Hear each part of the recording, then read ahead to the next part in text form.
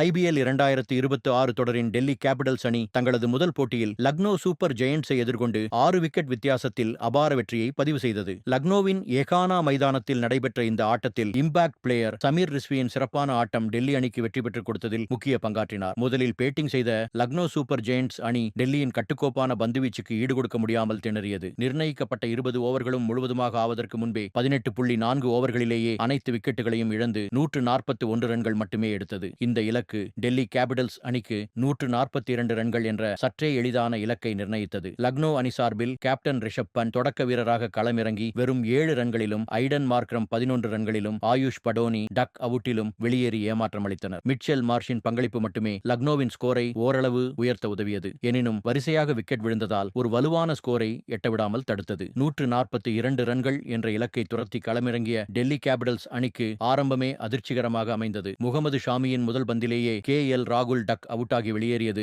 டெல்லி ரசிகர்களுக்கு பெரும் பின்னடைவை ஏற்படுத்தியது. நிதிஷ் ராணா சில நம்பிக்கையூட்டும் ஷாட்களை அடித்தாலும் மொஹ்சின் கானிடம் தனது விக்கெட்டை இழந்தார். பிரின்ஸ் யாதவ் தனது துல்லியமான பந்துவீச்சால் பதும் நிசங்கா மற்றும் அக்சர் படேல் ஆகியோரின் விக்கெட்டுகளை கைப்பற்றினார். குறுகிய நேரத்தில் 4 விக்கெட்டுகளை இழந்த டெல்லி அணி 26 ரன்களுக்குள் தடுமாறியது. இது அணியின் வெற்றி வாய்ப்பை மிகவும் கடினமாக்கியது. டெல்லி ரசிகர்கள் சோகத்தில் மூழ்கினர். இந்த இக்கட்டான சூழ்நிலையில் களமிறங்கிய இம்பாக்ட் பிளேயர் சமீர் ரிஸ்வியும் டிஸ்டன் ஸ்டப்ஸும் இணைந்து டெல்லி அணியின் நம்பிக்கையை மீட்டெடுத்தனர். இருவரும் ஆட்டத்தின் போக்கை மாற்றும் ஒரு சிறப்பான பார்ட்னர்ஷிப்பை அமைத்தனர். விக்கெட் சரிவை தடுத்து நிறுத்திய அவர்கள் நிதானமாக ரன்களை குவிக்கத் தொடங்கினர். போட்டியின் பாதி கட்டத்தில் 10 ஓவர்கள் முடிவில் டெல்லி அணி 77 ரன்களுக்கு 4 விக்கெட்டுகளை இழந்திருந்தது. இந்த நேரத்திற்குள் ரிஸ்வி ஸ்டப்ஸ் ஜோடி உறுதியான 50 ரன்கள் பார்ட்னர்ஷிப்பை அமைத்து டெல்லி அணியை ஆபத்தான நிலையிலிருந்து ஓரளவு மீட்டிருந்தது. இது ரசிகர்களுக்கு சற்றே ஆறுதலை அளித்தது. சமீர் ரிஸ்வி குறிப்பாக சுழற்பந்து வீச்சாளர்களுக்கு எதிராக அதிரடியாக ஆடினார். ஐடன் மார்க்ரம் போன்ற பந்துவீச்சாளர்களை இலக்காக கொண்டு ரன்களை வேகமாக சேர்த்தார். அவரது துரிதமான ஷாட்கள் மூலம் ரிஸ்வி நம்ப முடியாத வகையில் தனது அரை சதத்தை பூர்த்தி செய்தார். அணியின் ஸ்கோர் வேகமாக உயர இது உதவியது. ரிஸ்வி மற்றும் ஸ்டப்ஸ் இருவரும் இணைந்து மிகவும் நிதானமான ஆனால் அதே சமயம் அதிரடியான ஆட்டத்தை வெளிப்படுத்தி டெல்லி அணிக்கு புத்துயிர் கொடுத்தனர். இதனால் டெல்லி கேபிட்டல்ஸ் அணி